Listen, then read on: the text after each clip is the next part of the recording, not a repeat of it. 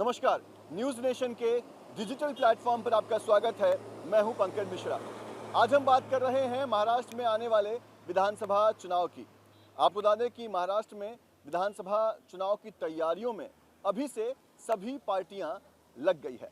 अगर बात करें सूबे के सबसे बड़े पार्टी यानी कि बीजेपी की, तो आपको बता दें कि गुरुवार से ही बीजेपी की कोर कमेटी की बैठक जो है वो मुंबई में शुरू है। इस बैठक में केंद्र के बड़े नेताओं के साथ साथ महाराष्ट्र बीजेपी के भी कई बड़े नेता मौजूद हैं।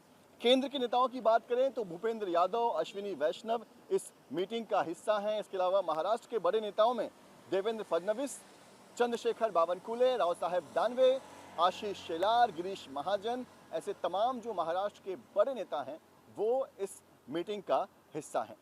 लोकसभा चुनाव के बाद माना जा रहा है कि आने वाला जो विधानसभा चुनाव होगा वो काफ़ी टक्कर का होगा, नेक टू नेक मुकाबला होगा। और यही वजह है कि बीजेपी अपनी तरफ से कोई कमी रखना नहीं चाहती। लिहाजा बीजेपी के इस कोर कमेटी की बैठक में इन्हीं सब मुद्दों पर फैसला होना है, इन्हीं सब मुद्दों पर चर्चा विमर्श हो रहा है कि आखिर विधानसभा चुनाव की रणनीति क्या होगी।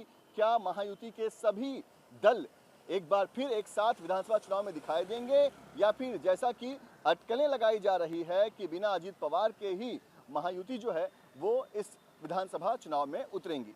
आप बता दें कि पहले दिन ही जो चर्चा हुई, जिस तरह की बातें सामने आ रही है, उसके मुताबिक महायुति के जो तीनों दल जो लोकसभा चुनाव में साथ में लड़े थे, विधानसभा चुनाव में भी साथ होंगे। यानी कि अजीत पवार की एनसीपी, एकनाथ शिंदे की शिवसेना और बीजेपी एक साथ चुनाव लड़ेंगी। वहीं आप बता दें कि जो जानकारी सामने आ रही है उसके मुताबिक बीजेपी 160 से 180 सीट की डिमांड कर सकती है। हालांकि सीट शेयरिंग को लेकर कोई फैसला नहीं हुआ है, लेकिन जो जानकारी सूत्रों से आ रही है उसके मुताबिक बीजेपी जो है वो करीब 160 से 180 सीट पर चुनाव लड़ सकती है। वहीं आपको बता दें कि लोकसभा चुनाव में बीजेपी को जो नुकसान हुआ है उसके बाद लगातार ये अटकलें लगाई जा रही थी कि शायद अजीत पवार जो हैं वो महायुति का हिस्सा नहीं होंगे, क्योंकि आरएसएस का जो मुखपत्र है उसमें भी लोकसभा चुनाव के नतीजों के बाद ये इल्ज़ाम लगाया गया था कि क्योंकि अजीत पवार महायुति का हिस्सा थे इसीलिए बीजेपी को ये नुकसान उठाना पड़ा है। उसके बाद सवाल ये उठ रहे थे कि क्या अजीत पवार वाकई आने वाले विधानसभा चुनाव में महायुति का हिस्सा होंगे। अब जो जानकारी आ रही है उसके मुताबिक महायुति में अजीत पवार को साथ में रखा जाएगा और उनके साथ ही चुनाव लड़ा जाएगा।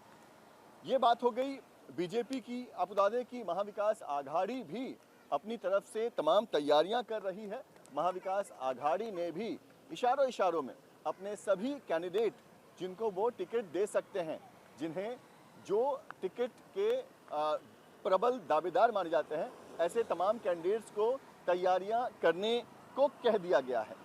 अब बता दें कि बीजेपी इस कोर कमेटी की बैठक के बाद 21 तारीख को पुणे में एक बहुत ही महत्वपूर्ण सम्मेलन करने जा रही है। इस सम्मेलन में खुद गृह मंत्री अमित शाह मौजूद होंगे और अभी जो कोर कमेटी की बैठक हो रही है उस बैठक में जो चर्चा विमर्श होगा उसके बाद 21 तारीख को अमित शाह के सामने उन चर्चाओं को, उन मुद्दों को रखा जाएगा और फिर आगे की रणनीति पर कोई ठोस फैसला लिया जाएगा।